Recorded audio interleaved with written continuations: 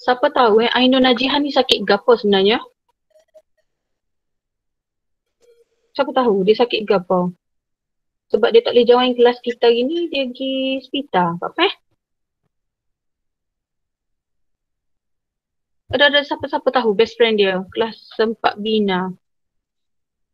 Ah, tak silap saya dia sakit.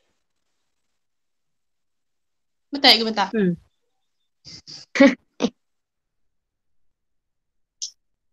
Sebab cikgu rasa hari tu cikgu dah tulis dah dia pergi hospital, ni pun hospital pula. Tak tahu. Sebab tak apalah, sekurang-kurangnya cikgu kena tahu jugalah dia sakit ke apa. Kesian juga dia. You kena jangkitan dalam darah rasa. Ya, ada kumen dia darah. Rasanya lah. Tak silap saya lah. Bila baru. Dia baru kena ke? Baru. Sebab ya ayat ke saya Oh, kesiannya. dalam 2-3 hari lepas. Okey. Okey. Okey, thank you. Nanti cikgu follow up dengan dia balik lah. Okay, so sorry, kita kena start balik lah. Cikgu perkenalkan tajuk dulu sebab nanti kesian dekat hak pelajar yang tak boleh masuk tu deh. Okay, so jadi hari ni kita nak tengok bab 8, sistem respirasi dalam manusia dan haiwan . Sistem respirasi dalam manusia dan haiwan. Jadi bermula daripada bab 8 sehingga bab 15 . 8, 9, 10 sampai 15. Kita akan belajar semua tentang sistem-sistem dalam badan manusia dan haiwan. Sistem dalam tumbuhan kita akan belajar semuanya di tingkatan 5. Jadi kalau awak tengok tingkatan 4 semua tentang haiwan, tingkatan 5 semua tentang tumbuhan. Jadi kalau awak tengok di sini kita ada berapa topik lagi, 8 sampai 15. Sebab tu cikgu buat kelas tambahan tu sebab nak kejar silibus. Okey, dalam tajuk ni juga kita ada 4 subtopik, iaitu yang pertama kita nak belajar jenis-jenis sistem respirasi . Jenis-jenis sistem respirasi dalam serangga, dalam manusia, dalam amfibia, dalam ikan, kita nak kenal jenis-jenis dia. Yang kedua kita nak belajar mekanisme pernafasan, bagaimana ikan bernafas, bagaimana serangga bernafas, bagaimana manusia bernafas. Okey. Yang ni awak nak kena hafal lah ni. Okay, subtopik 3, 8.3, yang ni khusus untuk manusia. Bagaimana manusia melakukan pertukaran gas. Maknanya bagaimana oksigen masuk, bagaimana karbon dioksida keluar. Yang ni awak dah belajar masa form 3, form 2. Dan yang keempat, untuk setiap topik daripada bab 8 sampai 15, di hujung bab, hujung-hujung, akhir bab 8, akhir bab 9, akhir bab 10, awak akan belajar tentang penyakit, isu kesihatan yang berkaitan dengan sistem. Kalau belajar sistem respirasi, penyakit apa berkaitan dengan respirasi. Kalau belajar bab 9, kalau berkaitan peredaran darah, penyakit apa berkaitan dengan peredaran darah. Dia ada tentang penyakit di hujung-hujung bab.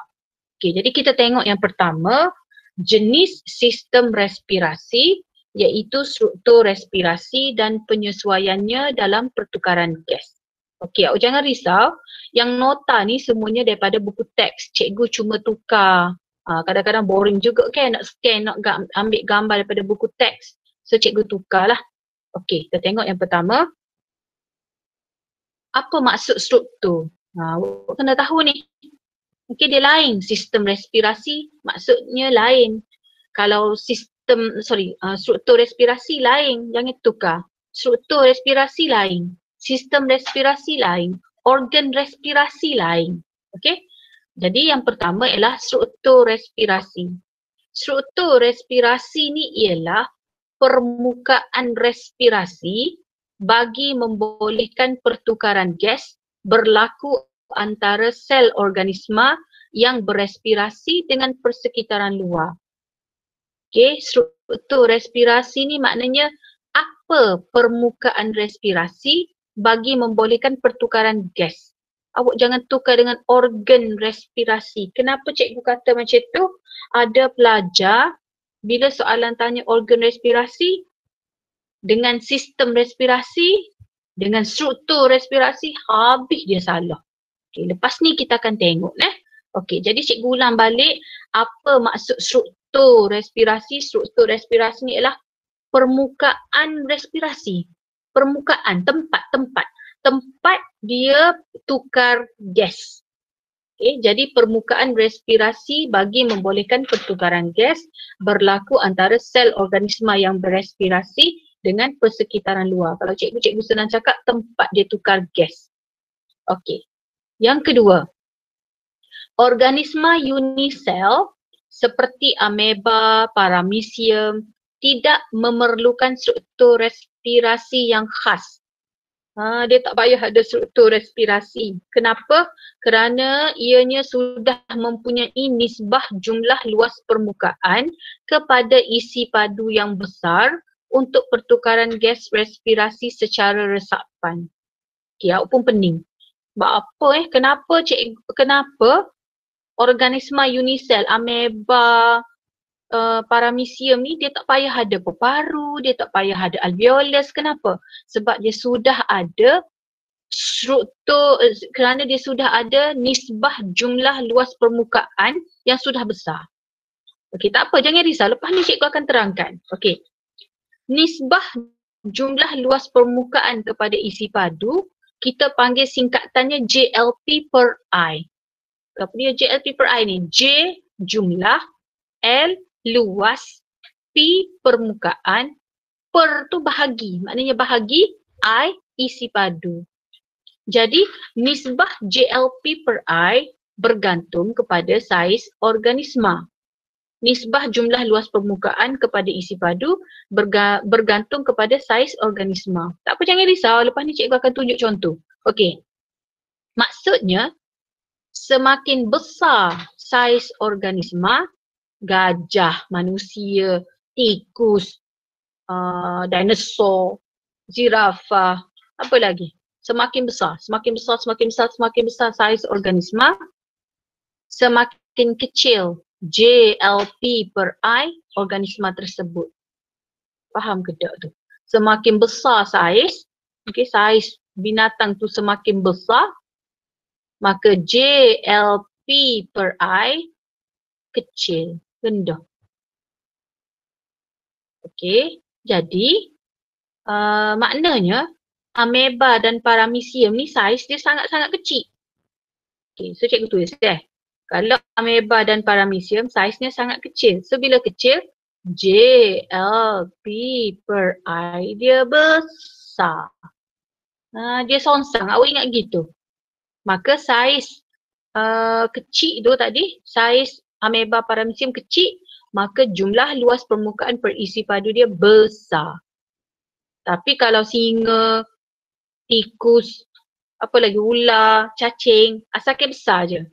Maka saiz dia bila makin besar, JLP per I dia kecil. Cikgu, saya tak faham hak ni. Cikgu tahu dah awak memang tak faham. Okay, cuba kita tengok. Contoh macam ni dah. Okay, cikgu nak tunjuk contoh supaya awak faham. Okay, katakan cikgu ada dua jenis baju. Okay, cikgu ada dua jenis baju. Iaitu baju saiz besar, baju A, dan baju saiz kecil, baju B. Okay, cikgu pun buatlah air sirap. Nampak air sirap satu gelas besar ni. Nampak satu gelas besar, cikgu buat dua gelas air sirap. Air sirap warnanya merah. Okay. Bila cikgu tuang atas baju A satu gelas dan cikgu tuang atas baju B satu gelas, baju mana yang kena semua? Soalan cikgu, baju mana yang kena semua? Arfa Nadia. Bila cikgu tuang baju B. Okey, so kawan awak kata bila tuang yang ni semua kena, cikgu banyak kena. Tapi bila cikgu tuang ni atas baju A mungkin sebahagian je kena. Okey, jadi cuba awak tengok deh. Kalau ini adalah haiwan ameba dan paramecium, haiwan kecil, maka bila gas oksigen masuk, semua kena. Sebab apa? Sebab bila saiz dia terlalu kecil, jumlah luas permukaan yang dia dapat gas oksigen tu semua dapat. Faham kah? Sama macam awak tuang baju lah. Baju kecil, awak tuang sirap, habis kena. Semua jumlah luas permukaan kena. Semua jumlah luas permukaan baju tu kena. Jadi maknanya kalau haiwan tu kecil, sangat kecil, jumlah luas permukaannya besar. Maksudnya jumlah luas permukaan yang kena, yang dapat oksigen tu besar. Jelas Okay, manakala kalau baju besar, bila awak tuang sirap ni, mungkin sebahagian je kena. Mungkin sini je kena. Okay, jadi menjelaskan bahawa bila saiz besar, jumlah luas permukaan yang dapat gas tu kecil. Jadi bila jumlah luas gas kecil, jumlah luas permukaan yang dapat oksigen tu kecil disebabkan saiz dia besar, kerana itulah haiwan-haiwan, kucing, manusia, gajah, zirafah memerlukan satu sistem yang khusus yang kita panggil sistem respirasi. Sebab oksigen ni dia tak boleh nak pergi belakang. Oksigen ni tak boleh nak pergi tangan lagi, nak atas kesek kaki, tangan semua. So bila tak boleh macam tu, dia memerlukan sistem yang khusus. Kena ada sistem khusus untuk bawa gas respirasi tu. Tapi ameba tak payah sebab luas permukaan dia besar. Cukup dah untuk oksigen dia. Maknanya kalau oksigen masuk, semua bahagian dah dapat dah oksigen. Jelas ke tak tu? So cikgu back balik tadi. Okay, cuba kita baca sebab awak dah faham kan? Okay, cuba kita baca. Dia kata organisma unisel seperti ameba tidak memerlukan struktur respirasi yang khas. Dia tak payah ada sistem dah. Dia tak payah ada peparu, dia tak payah ada alveolus, tak payah lah. Kenapa? Sebab dia ada nisbah jumlah luas permukaan kepada isi padu yang besar. Sebab dia ada JLP per I besar. Cukup dah. Luas permukaan dia tu sudah cukup untuk dia buat pertukaran gas. Faham neh? Okay, tapi kalau manusia, haiwan, tak boleh. Kita kena ada sistem khusus. Okay, kita kena ada sistem khusus sebab kita cuma dapat sikit je oksigen tadi. Jadi kita kena ada sistem untuk hantar oksigen kita ke kepala, ke tangan, ke kaki. Okay, cikgu harap awak jelaslah yang ni. Okay, kemudian ada eksperimen. Ada eksperimen untuk membuktikan betul ke cikgu Muni royak tadi. Betul ke cikgu Muni royak gitu tadi. Okay, so biasanya dalam makmal kita akan buat eksperimen lah. Sebab cikgu nak tunjuk contoh. Okay, katakan contoh cikgu bahagikan jelly agar-agar kepada 3. Kalau awak tak percaya. Yang ni yang kecil, yang ni yang sederhana, yang ni yang besar. Kemudian cikgu akan rendam. Cikgu akan letak dalam piring petri ni. Biasa pelajar akan buat warna-warni lah. Warna merah, warna biru. Guna pewarna. Kemudian kita rendam. Okay, dalam masa setengah jam. Selepas setengah jam kita rendam, kita dapati, oh betul lah, yang kecil ni bila dia kecil, luas permukaan yang kena, semua kena. Semua jadi warna merah. Semua jadi warna biru. Maknanya bila dia kecil, resapan tu berlaku dengan cepat. Apa resapan berlaku dengan cepat? Sebab dia tak ada nak pergi mana dah. Dia masuk situ je. Okay, jadi bila kecil, ingat dah saiz organisma yang kecil, luas permukaan perisi padu dia besar. Banyak tempat yang kena, besar tempat yang kena tu. Tapi cuba awak tengok, bila cikgu rendam, cikgu rendam bongkah, cikgu rendam bongkah jelly yang besar, cikgu dapati ni je yang kena. Bila cikgu potong pun setakat tu je. Yang warna putih tu tak kena. Jadi ini membuktikan bahawa bila saiz besar, jumlah luas permukaan yang kena tu sedikit. Jadi bila sedikit, resapan oksigen masuk pun perlahan. Sebab tu bahan pewarna ni masuk perlahan. Setengah jam pun baru duduk sini baru. Maknanya proses tu perlahan sebab luas permukaan terlalu besar. Dia nak pergi situ, nak pergi sini terlalu besar. Okey, setakat ni jelas ke tak dulu? Jelas. Jelas Okay, bila dah jelas dia ya? Ya, ada nak tanya?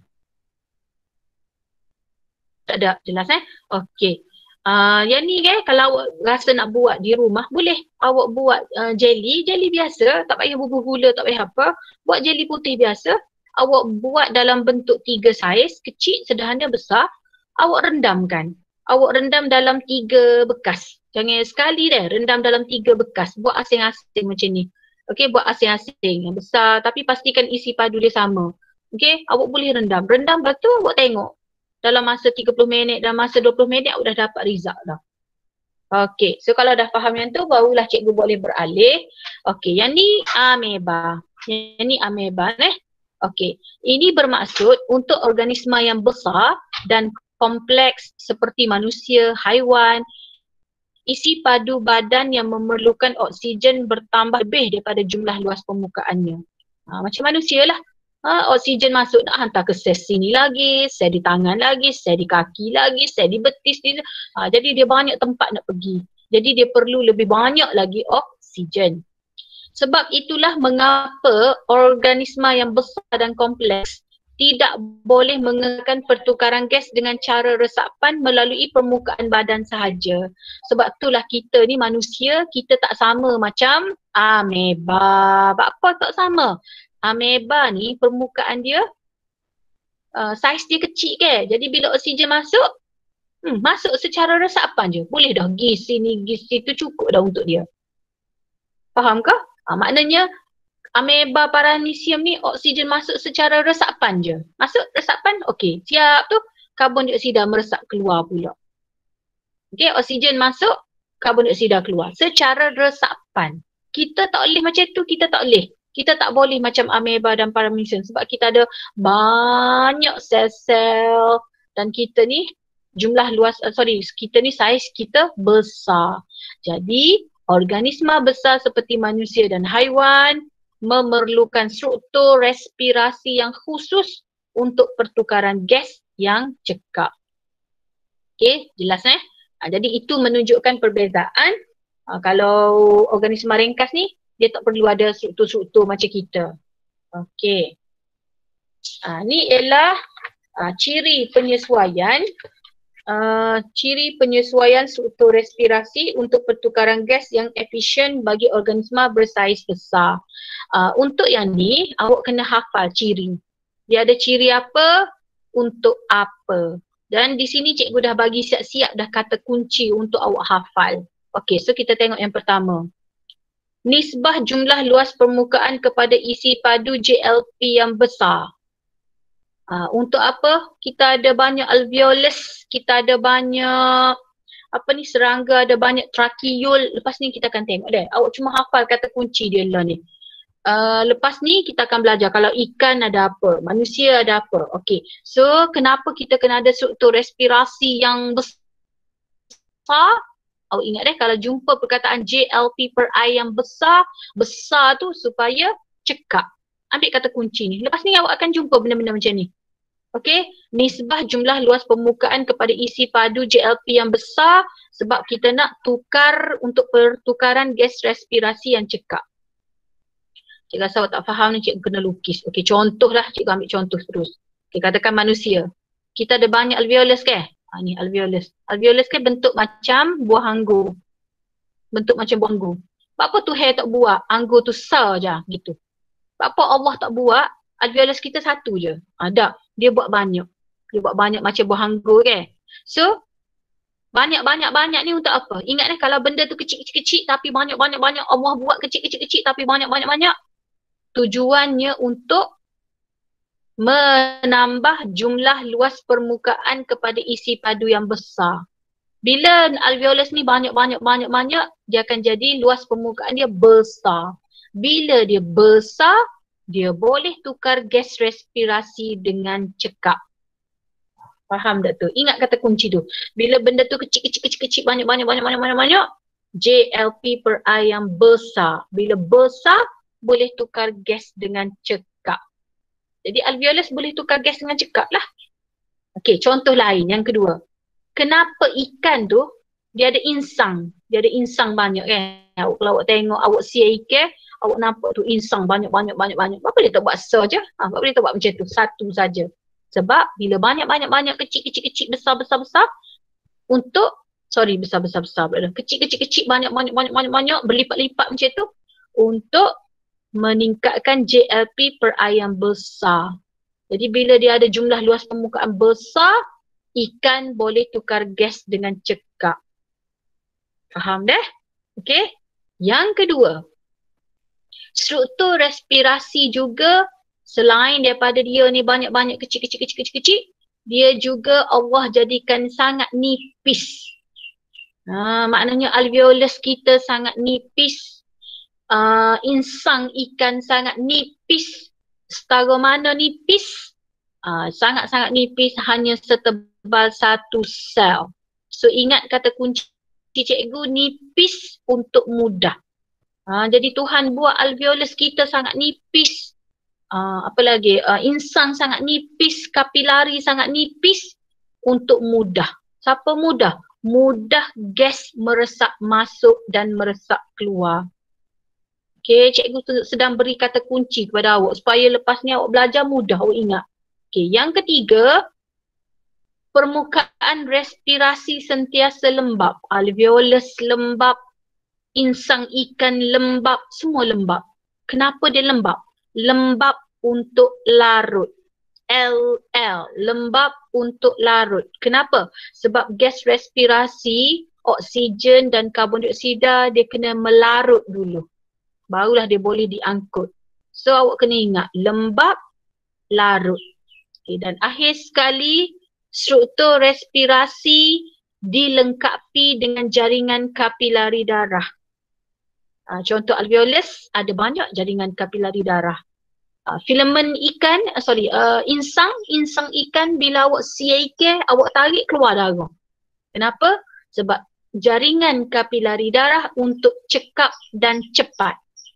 Cekap dan cepat apa? Supaya bila ada darah, darah dapat mengangkut pengangkutan gas respirasi dengan cekap dan cepat. Boleh? Cikgu sama-sama cikgu akan beri 4 kata kunci ni kepada pelajar. Ingat kecil banyak ni untuk tambah JLP per I besar. Bila besar dia boleh angkut gas banyak. Okey. Yang kedua dia sangat-sangat nipis setebal satu sel untuk mudah gas masuk, gas keluar. Okey. Yang ketiga lembab. Kenapa lembab? Sebab gas nak larut dulu baru boleh diangkut. Yang keempat, dia ada banyak jaringan kapilari darah. Sebab apa? Sebab darah nak angkut oksigen dengan cepat dan cekap. Boleh nanti cikgu hantar yang ni. Yang slide yang ni cikgu akan bagi dalam kelas, grup kelas. Nanti you all hafal lah. Okay, now kita nak masuk ni. Kita nak guna yang cikgu ajar-ajar tadi tu. Kita nak tengok yang pertama, serangga dulu. Okay. Sistem pernafasan serangga, kita panggil sistem trakea. Kena hafal nanti soalan tanya. Okay, jadi sistem pernafasan serangga, kita panggil sistem trakea. Terdapat liang kecil pada toraks dan abdomen serangga iaitu spiracle. Kita baca dulu, lepas ni cikgu tunjuk, cikgu terang balik. Okay, terdapat liang kecil pada toraks dan abdomen serangga iaitu spiracle. Spiracle ni macam lubang. Lubang untuk membolehkan udara masuk ke dalam sistem tiup udara iaitu sistem trakea. Tak apa, kita baca dulu.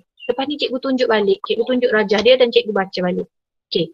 Dari trakea tu bercabang-cabang untuk membentuk salur yang lebih halus disebut trakeol. Trakeol merupakan permukaan respirasi. Trakeol mempunyai ciri-ciri berikut yang membolehkan pertukaran gas respirasi yang cekap. Okey, cikgu stop dulu. Cikgu pergi kepada, okey, ni gambar dia. Okey, awak nampak tak? Gas oksigen masuk melalui liang kecil yang disebut spiracle. Boleh cikgu baca balik Dia kata tadi, sistem pernafasan serangga ni semua ni sistem dia ni kita panggil sistem trakea. Dalam belalang, dalam lipas, apa-apa sahaja serangga lah, kita panggil sistem trakea. Yang kedua, terdapat liang kecil pada toraks dan abdomen serangga iaitu spiracle. Dia ada lubang kecil ni, dia ada lubang kecil. Okey, cuba awak tengok banyak ni lubang kecil ni. Ni semua ni spiracle belakang ni. Spiracle. Jadi spiracle ni ialah lubang kecil untuk membolehkan gas masuk. Dan bila gas masuk, gas akan pergi ke trakea. Jadi semua ni ialah trakea. Okey, dapat Okey. Kemudian dia kata trakea ni bercabang pula. Trakea ni tengok ni, daripada trakea ni dia bercabang pula, bercabai kecil banyak ni. Kita panggil trakiul. So dia tunjuk gambar ni, ni cabai cabang ni, ini ialah trakiul. Okay, nampak ni, ni gambar bawah ni cikgu tunjuk pula. Ni gas oksigen masuk melalui spiracle. Lepas tu spiracle pun bergerak dalam trakea. Trakea, lepas tu dia bercabang. Bercabang jadi kecil banyak ni. Ni kita panggil trakiul. So spiracle, trakea, trakiul. Okay. Jadi trakeo ni adalah tempat permukaan respirasi. Apa maksud permukaan respirasi? Saat ni baru cikgu cerita. Respirasi, permukaan respirasi ni maknanya tempat dia tukar gas. Jadi tempat dia tukar gas oksigen masuk, karbon dioksida keluar, tempat dia tukar gas ni kita panggil permukaan respirasi. So untuk serangga permukaan respirasi dia ialah trakiul. Tempat dia tukar gas. Awak tengok nampak dah ni. Ni ialah sel. So sinilah tempat dia tukar gas. Oksigen masuk, karbon dioksida keluar. Jadi tempat pertukaran gas dia ialah trakiul. Okey. Trakiul mempunyai ciri-ciri berikut. Okey, so cikgu baca dulu dah. Trakiul, ciri-ciri dia ialah bilangan trakiul dia banyak, bercabang-cabang, banyak. Dan cikgu kata tadi, banyak ni untuk apa?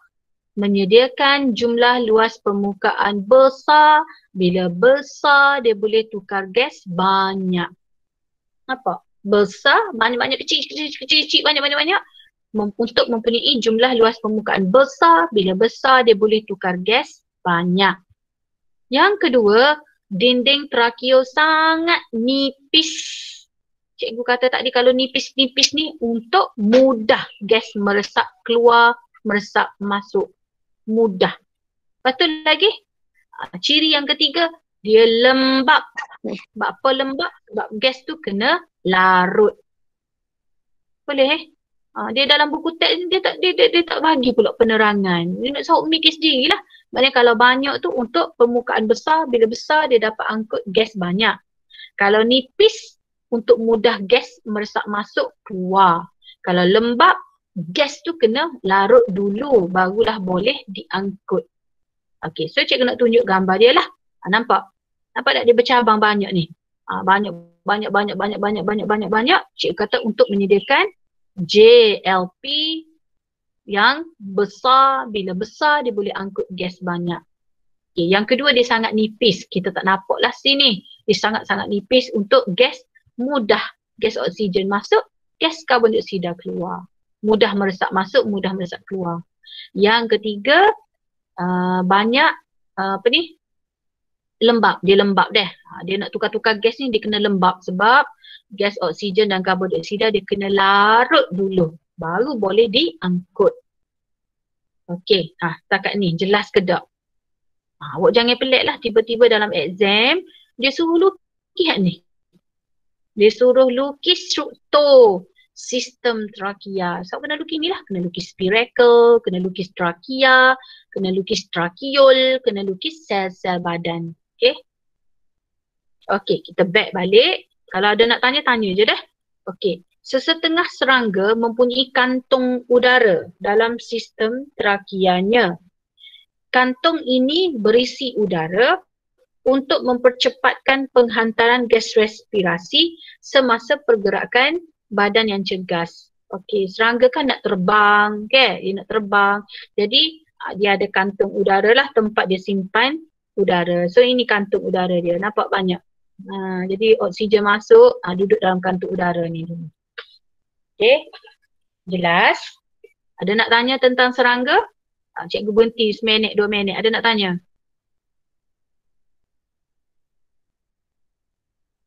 Boleh ke? Baru serangga kak, tak masuk ikan lagi. Boleh? Boleh cikgu. Boleh. Okey. Nanti kita akan belajar pula ciri-ciri dia, bagaimana serangga ambil udara lepas ni. Itu lepas ni. Okay, setakat ni awak kena kenal dulu apa nama sistem dia dan struktur-struktur dia. Okey, now cikgu nak pergi ikan pula. Okey, struktur respirasi ikan dan penyesuaiannya. Okey, struktur respirasi ikan kalau tadi trachea kan, kalau struktur apa ni sistem sistem serangga tadi ikan apa ni trachea. Ini untuk ikan. Kalau struktur respirasi ikan, struktur cikgu tak panggil sistem struktur. Okey, struktur respirasi ikan tempat dia tukar gas ialah insang. Oh, jangan tukar dengan sistem, jangan tukar dengan struktur. Okey, kalau cikgu kata struktur respirasi ikan maksudnya tempat dia tukar gas ialah insang.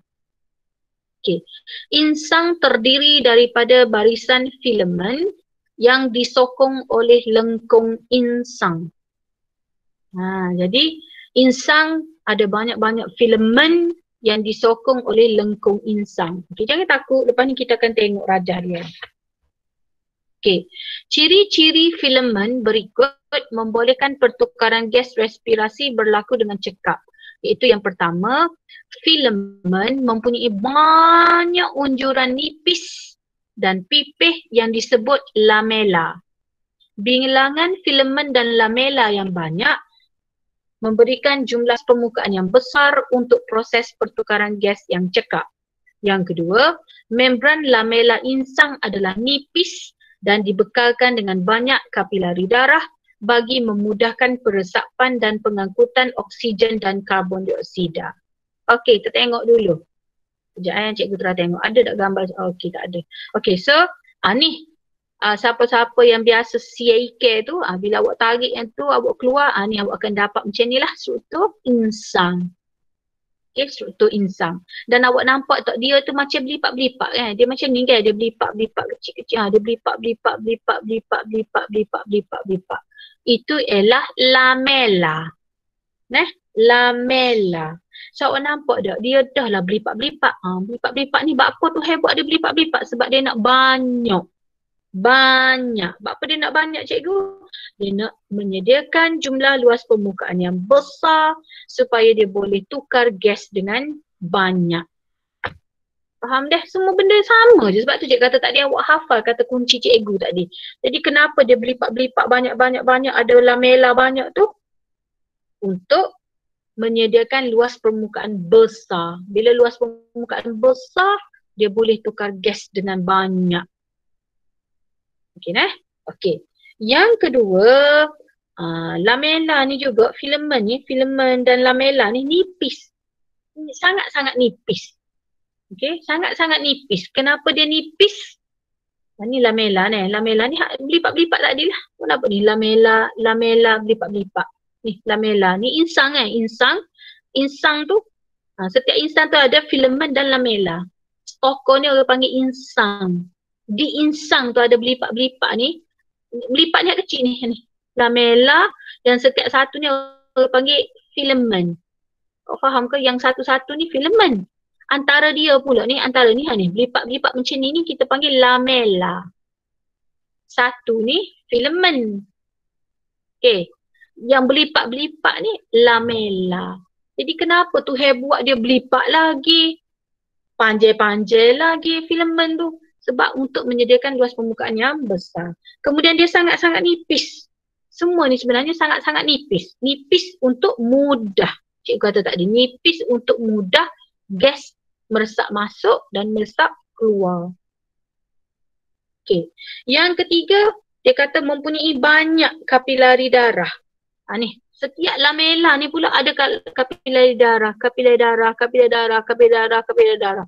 Banyak ni. Semua ni kapilari darah. Ni setiap ni, kalau kita selok ni ada kapilari darah. So untuk apa banyak kapilari darah?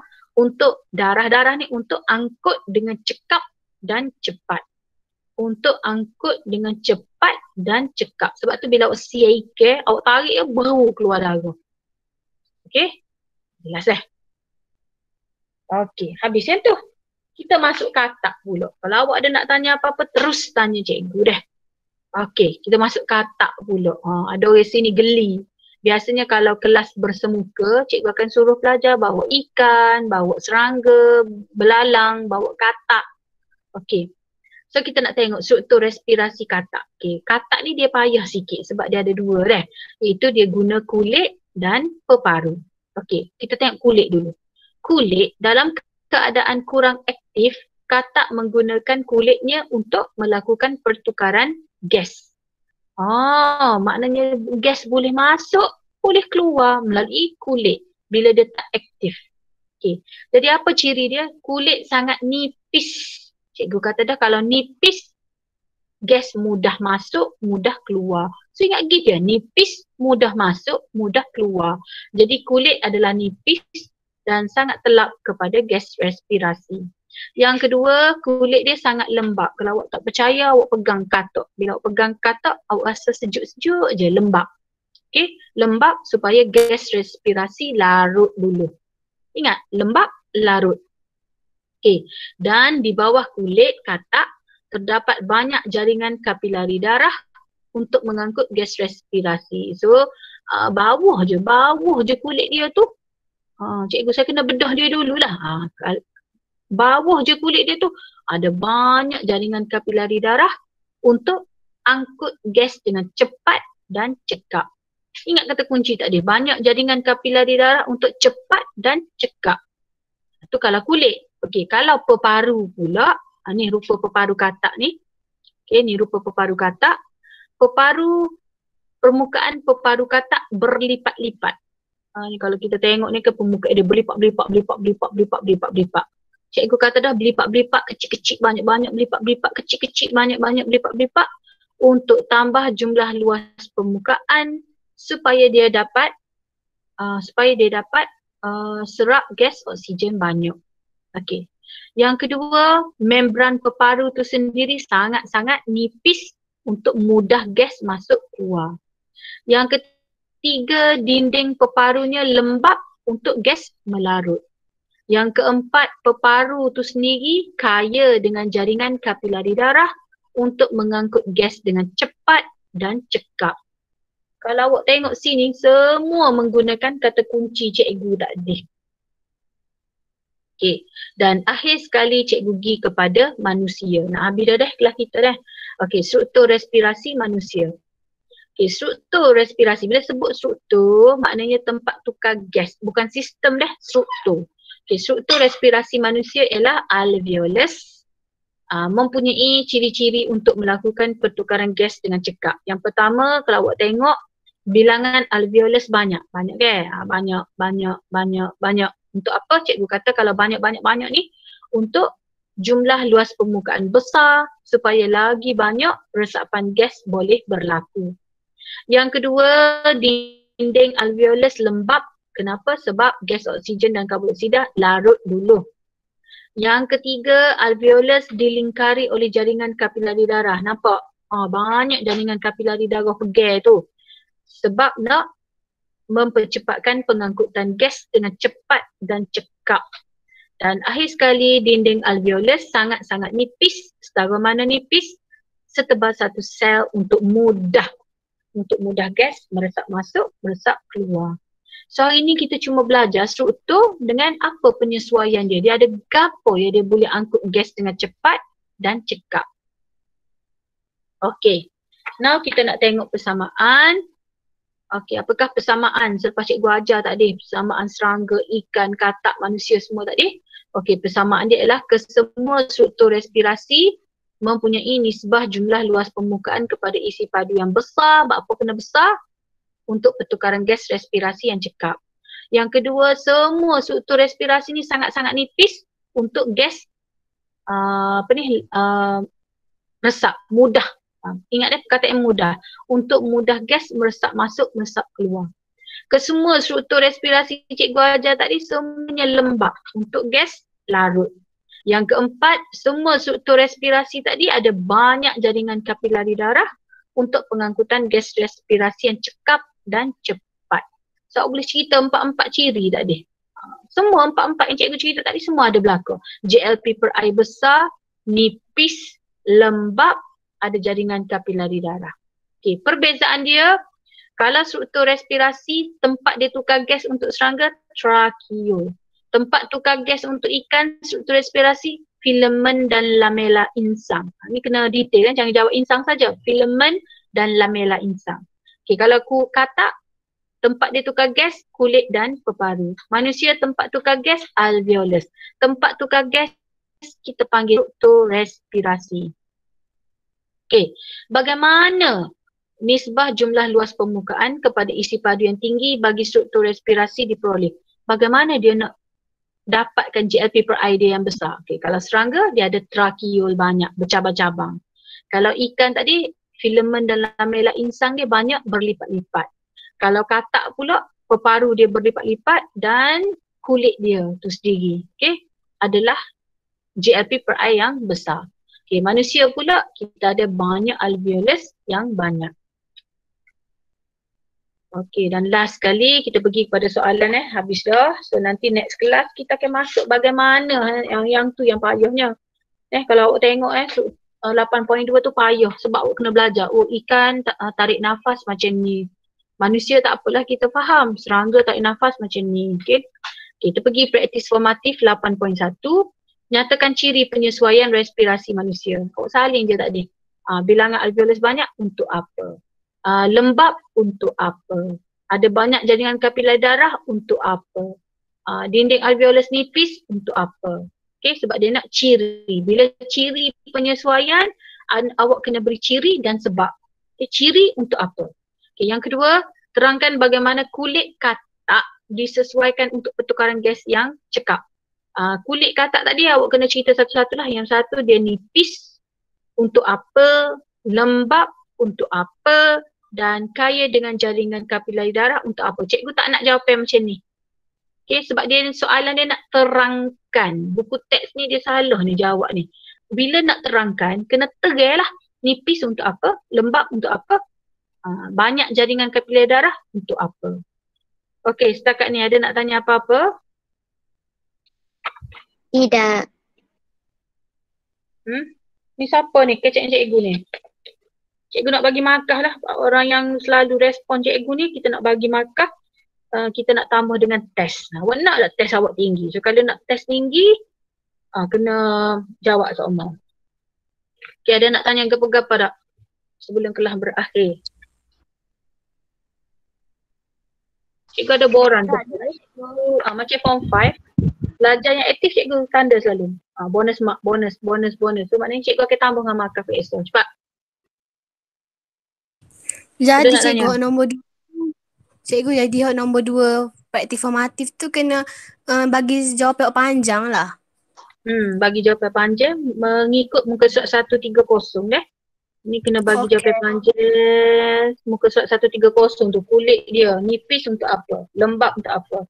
Okay, siapa tanya cikgu tadi tu? Putri Balkis. Okay, lagi ada nak tanya apa lagi? Tak ada lah cikgu. Tak ada lah. Ya. Drakio tu ke? Kat serangga tu ke? Ya setuh lah gapo cikgu?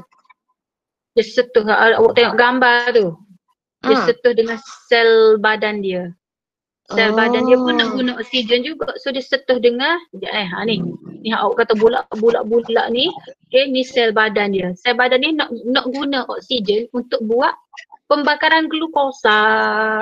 Sel badan ada, dalam sel badan serangga tu dia ada komponen mitokondria. Jadi dia nak bakar glukosa. Sebab tu dia perlukan oksigen. Siapa tanya cikgu ni? Nama ke apa?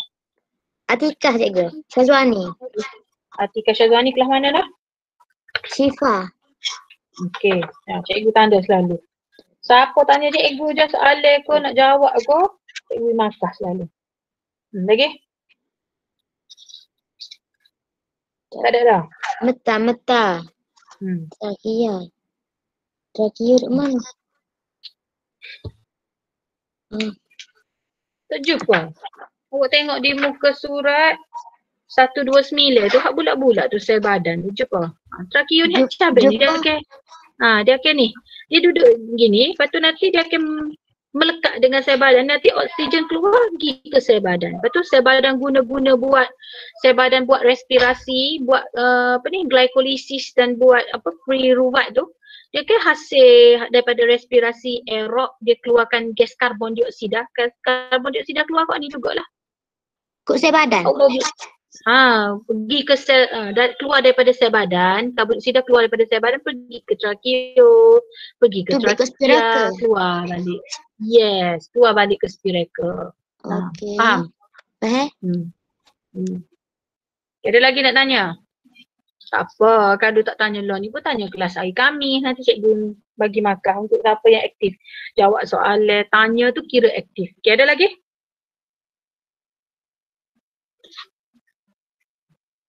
Tak ada. So kalau tak ada, waktu tutorial tu ialah waktu untuk awak siapkan. Kalau boleh yang ni, cikgu akan hantar slide yang cikgu kata nak suruh saling tadi. Kata kunci cikgu tu dengan praktis formatif. Okey, Assalamualaikum. Waalaikumsalam.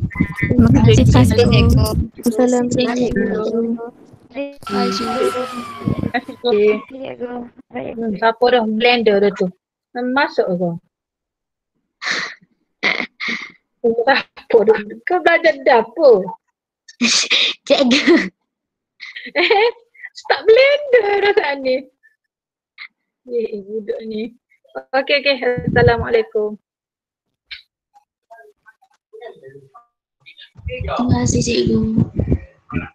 Sama.